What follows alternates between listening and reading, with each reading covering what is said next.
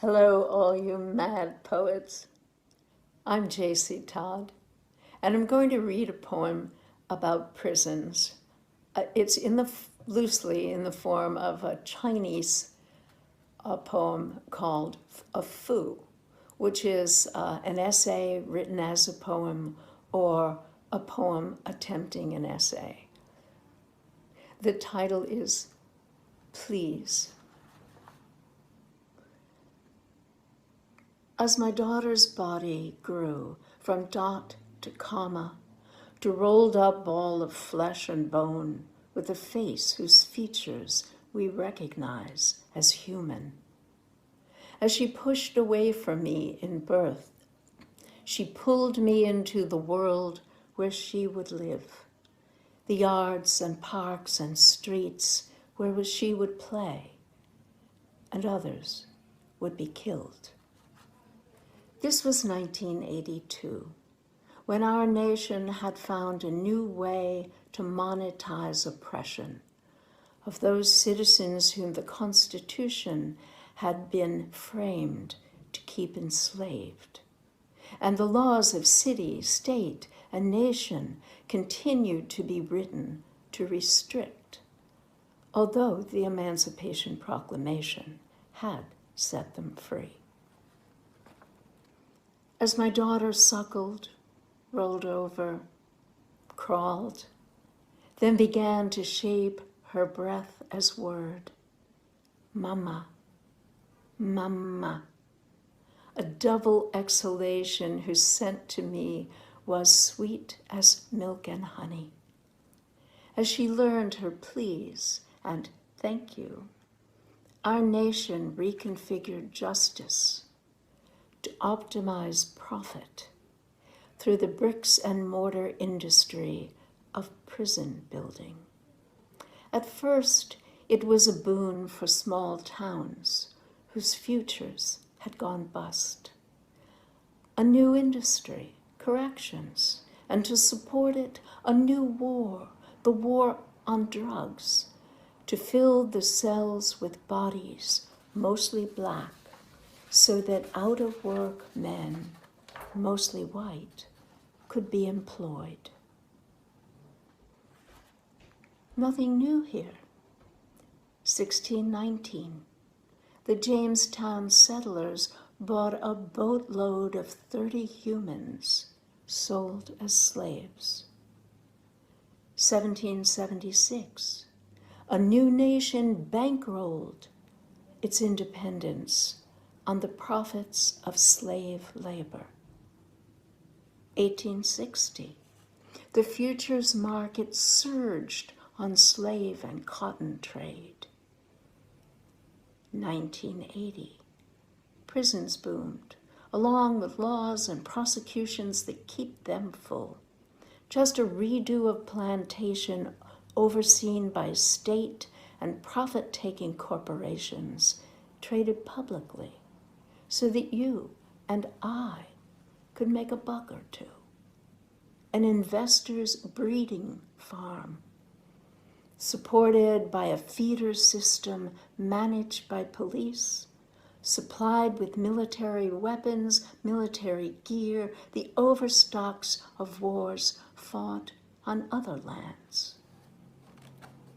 Fast forward almost 30 years, my little girl becomes a woman who will sometimes call me Mama, as in Mama dear and Mama please, when I raise my phone to snap a shot of her, as others have raised their phones to record the public habit of violence against Black people.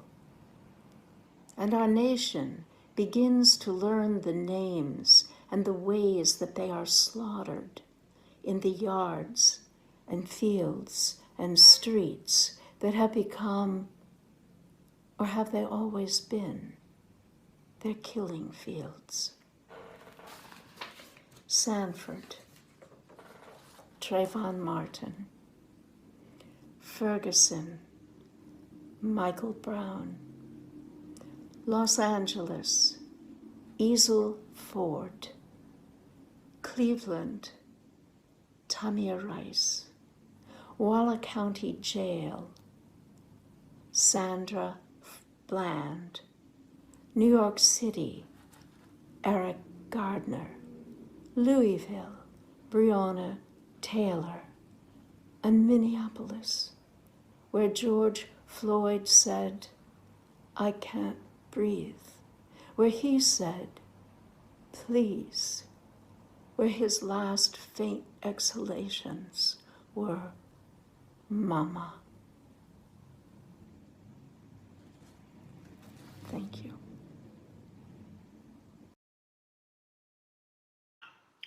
All Souls. Yesterday I gave up on words. Drank black coffee in Starbucks. Content to see what happens in a nothing made of now, body, and a little bit of rain, thickening into sleet, and an overnight howler of a snowstorm, big enough to drift inside of. Wind almost alive in a swirl of silver dollar flakes, then blasted apart. They're like my thoughts. Today, drinking coffee again. I think of the dead trying so hard to be like something familiar. Massive shrouds of white, not quite adding up to an incarnation. Trying to capture what? A bit of attention, maybe, now that daily street noise is muffled in the storm. Now, I'm not one to mistake the driving snow for the love of God or a lost parent. But I am touched when one of them, lashed by a gale, throws its unmade body at the window where I sit and breaks against the pane. Nothing but tears streaming, nothing to say. High comedy. Convivo ergo sum. I party, therefore I am. James Hillman.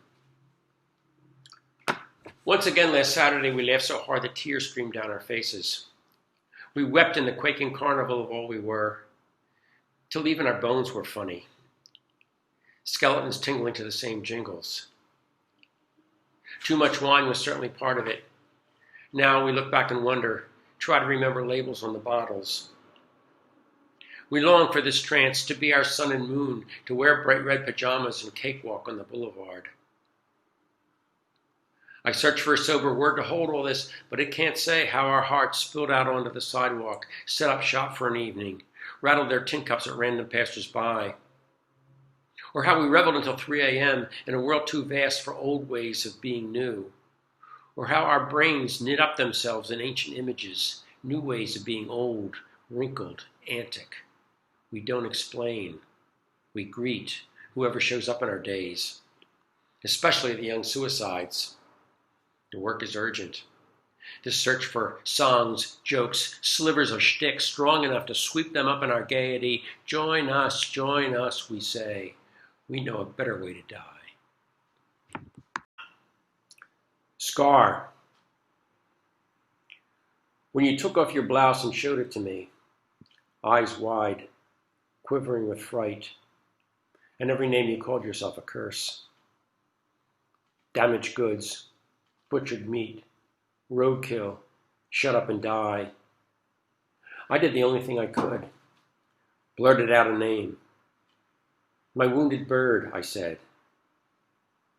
That first time we made love after the mastectomy, how close to life I was, how woven close to death.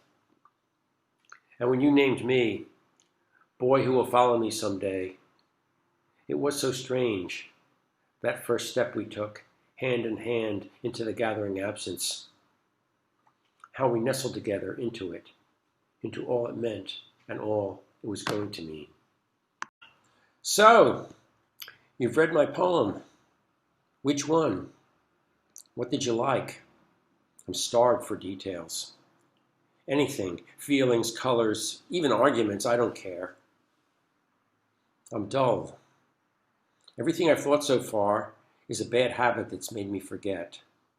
I'm blind. I need a shiny surface to flash back my spark. I'm greedy. I want to find out who I am in your gaze. I wasn't there the moment you made sense of me, but I know it was 1 in a million. Let's not stuff it back into an old brown sack of rush and blur. Don't dash off. Let's savor and be special. Give me your address. I'll give you mine.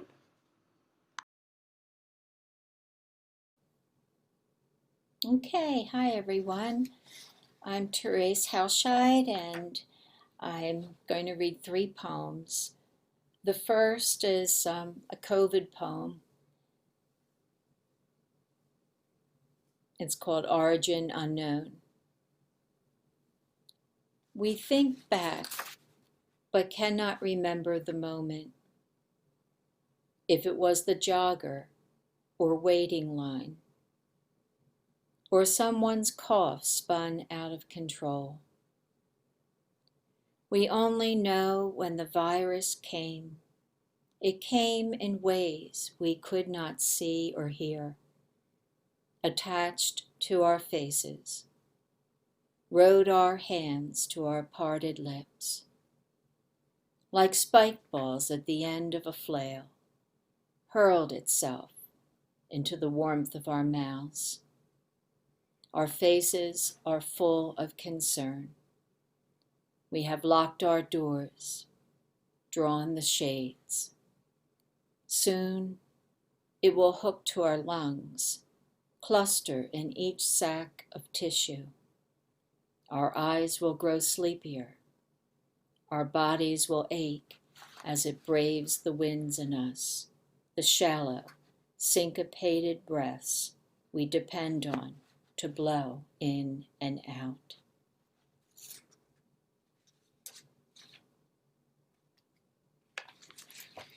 And then I'd like to read a poem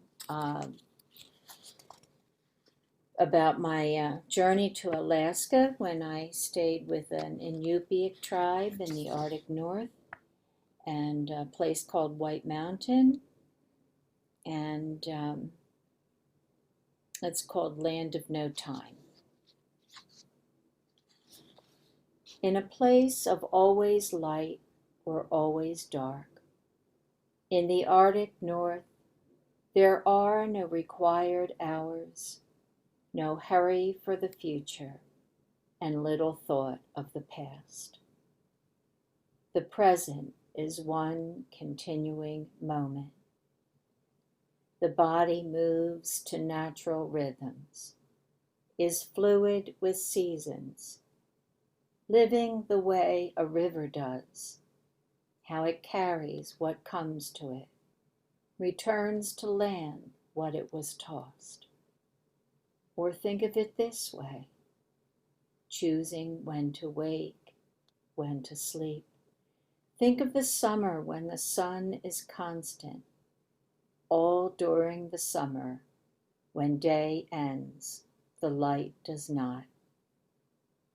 And it is like that, living without the clock. You cannot schedule this part of the earth. There is no passage of time, only change in the coming and going of moon, in the wind that blows freely from the cold outer edge of the world. And then I wanted to end with a house sitting poem. That's what I've been doing for most of my writing life. And this house sit was in a log cabin in the New Jersey Pinelands. It's called In Seclusion. When finally I learned how to not be in the world, the earth turned trusting. The forest began sharing its old rhythms. Gradually I wore less, until it was that I stood unclothed on the deck each night, glad for the beginning of fur on my body. And my own sound came from me then, that primal noise I had for years swallowed. That noise, the slow starting of fur, was there for what darkness allowed, that soft opening below of the dirt breaking for when the flesh springs.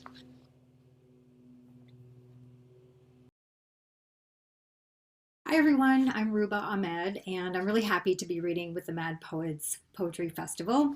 I wanted to say thank you to Steve Delia, Anthony Palma, Eileen D'Angelo, and everyone over at MPS, and to all of you for tuning in. I'm going to read one poem from my new book, which is called Bring Now the Angels. This just came out in April 2020 from the University of Pittsburgh Press. And the poem I'll read is from the first half of the book, which deals largely with the loss of my father after his 3-year battle with multiple myeloma. It's the title poem of the book. It's called Bring Now the Angels. Bring now the angels to test your pulse as you sleep. Bring the healer, the howler, the listening ear. Bring an apothecary to mix the tincture. We need the salve, the tablet, the capsule of the hour. Bring sword eaters and those who will swallow fire. Fetch the guardian to flatten the wheelchair, to hoist it toward heaven. The public shuttle awaits the ceaseless trips to the clinic. To the bedside manner, summon witness, this medic's disdain toward patients, the physician's dismissal of pain, and to call the druggist again to drug us senseless. Bring a nomad to index our debts, tuck each invoice into broken walls of regret. Call the cleric, the clerk, the messengers divine. Summon someone, collect the prayers, buried or burnt, tied to stones, sunken seas, dunked underwater until all dissolves. Bring now the scribe, let it be written. There is no shepherd, no Sherpa, no moonlight guide for these, the darkest journeys of our lives. Who will lift the shuttle above the outposts of the living? Who will watch it rise and rise? Who will clear a path among all the wreckage? Who will weave a nest for all the birds of passage? Who will bridge the gap between savage and salvage? Who will sing over wilting stalks, rough husks, silk still gleaming like hair in a dream? Thank you. Hi, Alicia Askenase here. I'll be reading 3 poems. The COVID. Drawn by a rare post-storm, late spring back porch, 50-odd birds singing, no trucks pounding Route 30. No, I don't want to go back. If we were to outlast the spikes, if humans weren't going to extinguish gifts of sheltering in place, I don't want to go back yet. A rare yellow twilight making the one bright pink geranium iridescent. Its green leaves darker. Feels like blue fescue brushing my feet. Quiet neighbors in a pool. One small glass of maybe. That's my COVID poem. This one is about an art show, a photography exhibition, by photographs by a French photographer who came to Camden and documented Camden. Anyway, this was his talk. Jean Christian's last stop. Slideshow.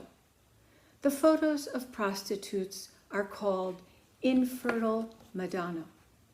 No judgment, striking reds, witnessing women at work. The show about guns, West Virginia. People shooting at nothing in a dry field at an NRA-style Burning Man. Hands rest on semi-automatics. Enthusiasts nap between shots, jolted, awake at the sound of their own blasts, and children nearby. About another set, he said things like infancy of the photo and Cars as toxic metal boxes Americans love. Shots of people stuck in traffic, crammed into cars and buses. In Abu Ghraib, Jean explains how he stealthily projected enlarged photos from Abu Ghraib's torture onto suburban homes at night, then photographed the huge images and split. He took them in a matter of moments without the occupants' knowledge, repeating one of his favorite words, transgressive. Still, there are still photos of Camden residents hanging throughout the gallery. People he became close to and not. Portraits of their material lives, an intimacy probably never seen or cared to document. No voyeur. His photos and attention are genuine, stunning, stark homage. Q&A. An audience member, Vox, asks a question that strings together at least 5 or 6. Which one to answer? Jean Christian does. Another, whether he took the photos with an iPhone. Video. In the back room, a video of people who live in the hardscrabble city, always at the top 5 most dangerous in the nation. It runs on a loop, narrated by a man named Supreme. And finally, I'll end with, excuse me, Akhmatova at the beach. What's more common, reading or inhaling? If Orwell's estimates were correct, more people buy pints and cigarettes than books. Our literature had a pungent smell, as the library was built too far into the earth, and when it rained, sat in a deep pool. They moved to a new building with the same books, the smell following. Don't misunderstand, it's my favorite place in town, and you rarely see people smoking outside, which proves part of the premise that books are better than cigarettes. I lounge in the new space with Baldwin, Pessoa, and Akhmatova, who lost almost everyone she loved, and everything but her haunted talent. Poetry is a noble flight, circles for gold, mica, admits the absurd, allows us to live and laugh, a sharp heart, mind of light, an overturned simulacra. Poetry is the last day in the tropics, the ocean a flat silver, calm, a whale rocking whole. Book in hand, a reader sits in the pink light arriving from the other side of the island. A look over the shoulder, twilight, like a swaddled newborn, blue mist holds. Great time for a drink and a smoke. Thank you.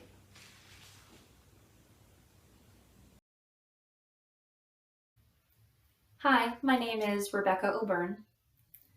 I'd like to thank the Mad Poet Society for putting together this virtual event. This is pretty cool. A little background about me. I grew up attending a non-denominational church called the United Church of God. It's a splinter group of the Worldwide Church of God, which was founded by a man named Herbert W. Armstrong. It's actually a pretty interesting minority religion that was founded in the 20th century, if anyone would like to learn more about that. So anyway, I don't attend this church anymore, and I haven't for some time, but my experiences growing up in it were pretty unique, and so they've informed a lot of my creative writing over the years, basically. I thought I'd pick out a few poems to read today that all touch on religious or biblical themes in some way. The first poem is called It Won't Be Long Now. Then the eyes of the blind shall be opened, and the ears of the deaf shall be unstopped.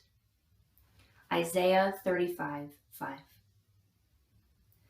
She stands in the back, smiling, as the choir opens their black binders to perform songs of the lame walking, the blind seeing again. The deaf girl who goes to my church, she knows the waves of the conductor's hands, but not the rocking lilt of water, or the rise and fall of voices and their rhythmic undulation. Instead, she follows with her eyes the signs created with her mother's hands and fingers, the formation of God, an accusatory point toward heaven, then thumb drawn back against the chest to have a prayer. The sign for deaf, the same as closed, like locked doors.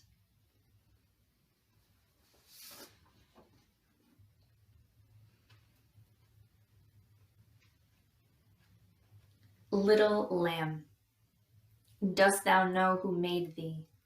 William Blake. My pigtailed girl outside my window doesn't see me as I watch her play. Stretch plastic wrap around a boy and a tree next to our garden in the backyard. I wouldn't think much of it, but this isn't the first time I've seen her test the fragility of life. Last spring, I found a bucket in our basement with water, and motionless one of the cats I got her for Christmas. I don't believe the way life uncoils. I fell into a deep sleep, extracted a part of myself, air from my body, and there she was, my creation, unclothed, unknowing.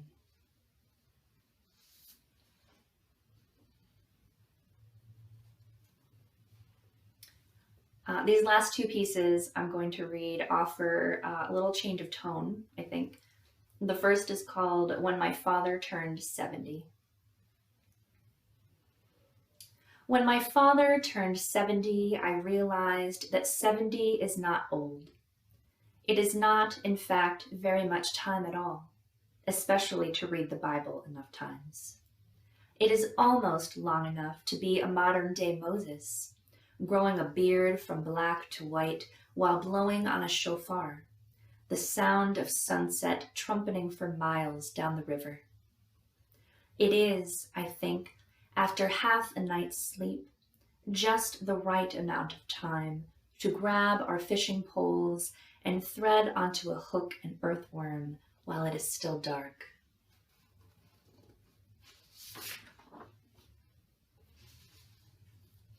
And this last poem is called Fellow Snorers. We own the night. We do. We, the vampires of sound, the blighted bed banishers. It is ours.